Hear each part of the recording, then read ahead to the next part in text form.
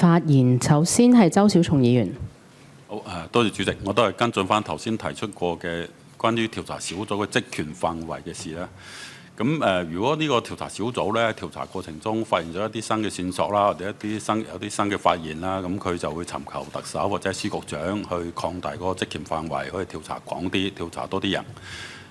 好啦，但係咧就係作為政府或者特首、司局長本身咧，即係佢又點樣去主動可以得知呢一啲嘅新嘅進展呢？因為目前呢個規例好似又冇寫明呢，即係呢個小組係有責任，即係或者將個調查嘅進度呢去向司局長去彙報嘅。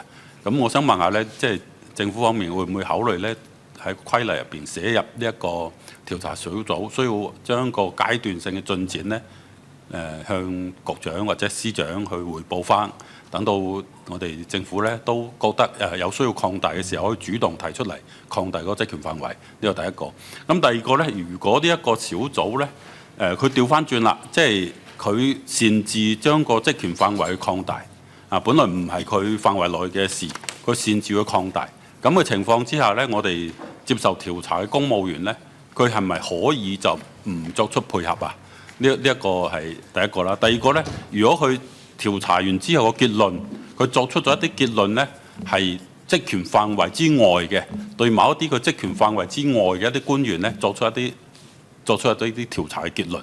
咁呢一個結論呢，政府係咪當佢係無效嘅呢？多謝主席。好，局長。係，多謝主席。首先。使唔使規定喺規例裏邊規定要公務員最用委員會呢個調查小組對於佢嘅調查進度要作出彙報咧？呢個其實我相信咧，都係幾要作出彙報呢樣嘢咧。尤其是當佢發現有一啲係佢職權範圍規限咗佢唔能夠再查落去嘅地方咧，呢個都係幾不言而喻嘅。即係我絕對相信。公務員敘用委員會嘅調查小組，佢接受咗呢份工作，佢要就某件事調查，但係佢發現原來件事比之前嘅想像個範圍係影響範圍闊喎，佢去到某一點佢去唔到啦，因為職權範圍限住佢去唔到，佢就自然做唔到一個好嘅調查出嚟，佢自然就要去彙報嘅。咁我諗呢一個咧係都唔使擔心會唔做嘅，呢個應該即係正常都會發生。如果唔係佢根本做唔出嗰個結果出嚟，個調查結果出嚟嘅。咁而我哋係要求係行政長官或者係有關嘅主要官員啦、司局長啦，係可以作出嗰個職權範圍嘅修改。咁我哋相信咧呢一度咧係嗰個而家擺喺個規例裏邊嘅要求咧都係合理嘅。第二點咧就係話，如果個調查委員會佢擅自擴大咗佢嘅做嘅範圍，個公務員係咪可以唔作出配合咧？咁嗱，我相信公務員如果對於嗰個呢個調查小組佢嘅調查範圍係有懷疑的話咧，佢應該向佢嘅上司去尋求指示。上司如果都有或者佢部門嘅管理層都有咧，一定會去反映翻俾有關嘅主要官員聽。咁啊，主要官員會去件事嗰度做一個判斷啦，咁我相信同事唔使擔心。